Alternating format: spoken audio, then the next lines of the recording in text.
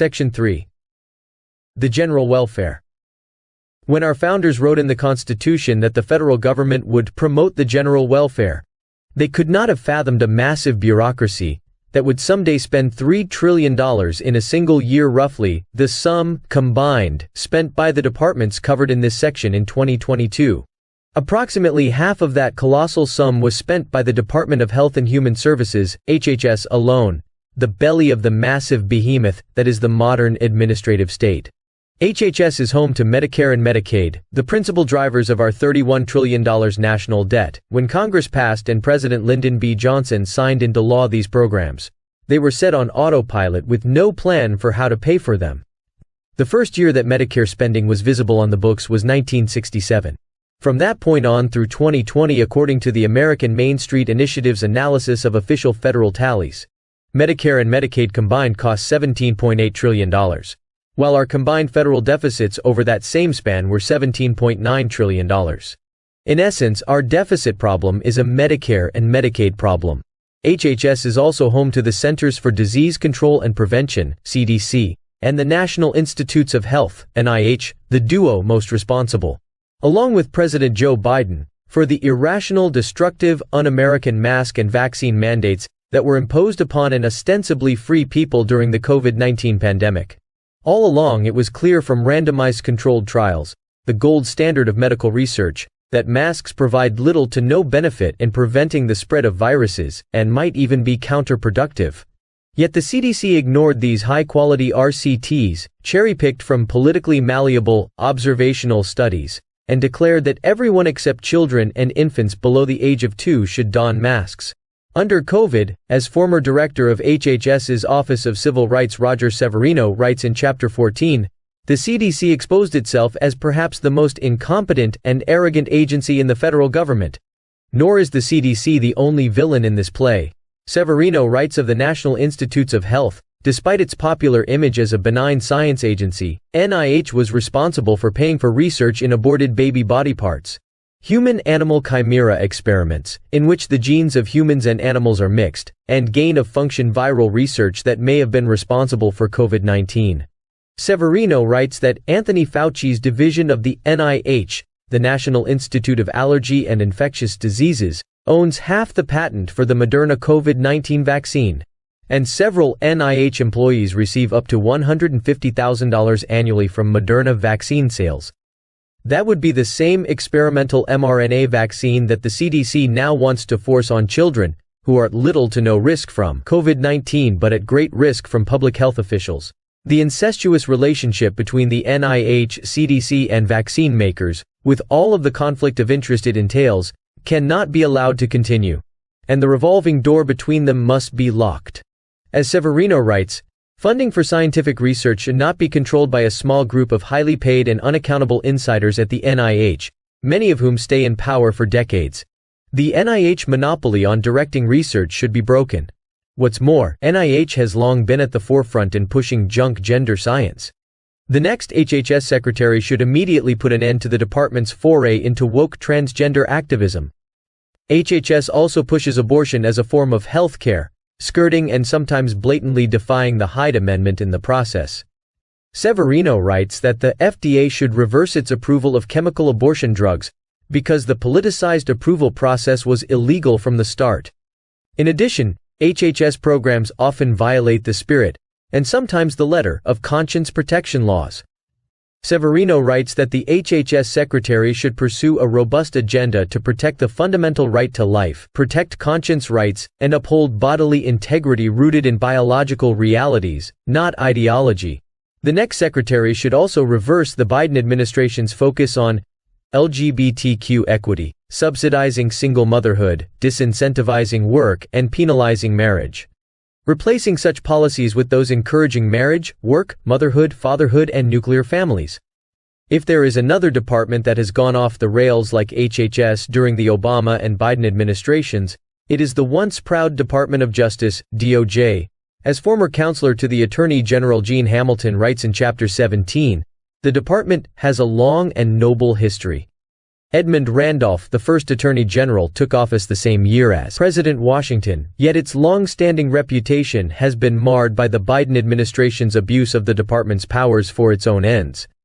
Hamilton writes that the department's unprecedented politicization and weaponization under Biden and Attorney General Merrick Garland, resulting in politically motivated and viewpoint-based prosecutions of political enemies and indifference to the crimes of political allies, has made the department a threat to the republic. The most important thing for the next Attorney General to do is to refocus the department on its core functions of protecting public safety and defending the rule of law, while restoring its values of independence, impartiality, honesty, integrity, respect, and excellence. This is especially true of the Federal Bureau of Investigations, FBI, a bloated, arrogant, increasingly lawless organization, especially at the top. The FBI views itself as an independent agency that is on par with the Attorney General, rather than as an agency that is under the AG and fully accountable to him or her. To rein in this completely out of control bureau, and remind it of its place within, rather than at the top of, the DOJ hierarchy. Hamilton writes that the FBI's separate Office of General Counsel, with approximately 300 attorneys, separate Office of Legislative Affairs, and separate Office of Public Affairs should all be abolished. Requiring the FBI to get its legal advice from the wider department would serve as a crucial check on an agency that has recently pushed past legal boundary after legal boundary. Indeed, Hamilton writes, the next conservative administration should eliminate any offices within the FBI that it has the power to eliminate without any action from Congress. Elsewhere, DOJ should target violent and career criminals, not parents. Work to dismantle criminal organizations, partly by rigorously prosecuting interstate drug activity, and restart the Trump administration's China Initiative to address Chinese espionage and theft of trade secrets, which the Biden administration terminal largely out of a concern for poor optics. It should also enforce existing federal law that prohibits mailing abortifacients, rather than harassing pro-life demonstrators. Respect the constitutional guarantee of the freedom of speech, rather than trying to police speech on the internet, and enforce federal immigration laws, rather than pretending there is no border.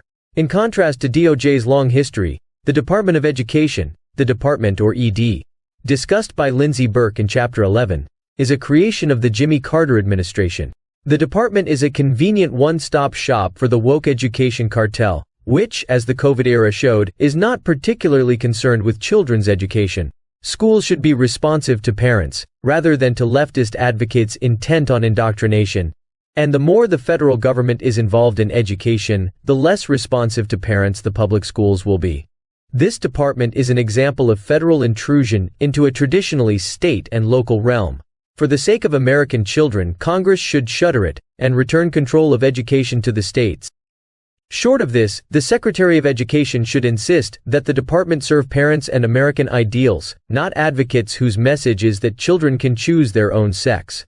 That America is systemically racist. That math itself is racist. And that Martin Luther King Jr.'s ideal of a colorblind society should be rejected in favor of reinstating a color-conscious society.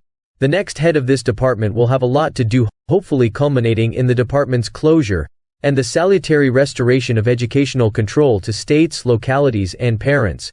The next Secretary of Energy will similarly have much work to do.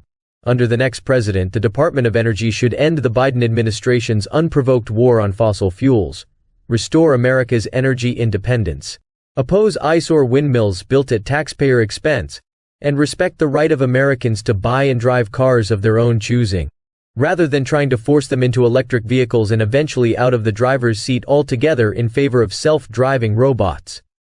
As former Commissioner of the Federal Energy Regulatory Commission Bernard L. McNamee says in Chapter 12, a conservative president must be committed to unleashing all of America's energy resources and making the energy economy serve the American people, not special interests. In Chapter 10, Darren Baxt writes that the Biden administration's Department of Agriculture claims to be transforming the food system as we know it. But the government does not need to transform the food system. Instead, it should respect American farmers, truckers, and families. In Chapter 13, former Chief of Staff at the Environmental Protection Agency Mandy Gunasekara writes that the EPA's current activities and staffing levels far exceed its congressional mandates and purpose. Whereas its initial success in its infancy, in the 1970s, was a product of clear mandates, a streamlined structure, and recognition of the state's prominent role. Having since become a coercive agency, full of embedded activists, its structure and mission should be greatly circumscribed. Former Secretary of the Department of Housing and Urban Development Dr. Benjamin S. Carson writes in Chapter 15 that HUD is beset with mission creep and regularly crosses the line into exercising quasi-legislative powers. In the next administration, it should refocus on its core duties and keep non-citizens from living in federally assisted housing, provide enhanced oversight of foreign ownership of U.S. real estate, and reinvigorate paths to upward economic mobility and economic self-sufficiency. In Chapter 18, former Acting Assistant Secretary of Policy at the Department of Labor Jonathan Berry writes that the department and related agencies should pursue pro-family, pro-worker policies to help restore the family-supporting job as the centerpiece of the American economy, in lieu of the current administration's left-wing social engineering agenda, the most assertive in history, which empowers race, gender, and climate change activists at the expense of American workers.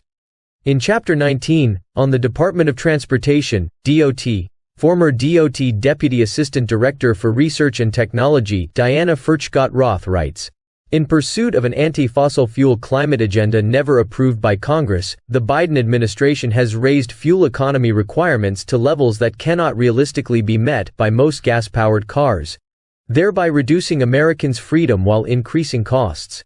Lastly, former Acting Chief of Staff at the Department of Veterans Affairs Brooks D. Tucker, echoing concerns expressed in other chapters, writes in Chapter 20 that the Veterans Affairs (VA) must be accountable to the needs and problems of veterans, not subservient to the parochial preferences of the bureaucracy.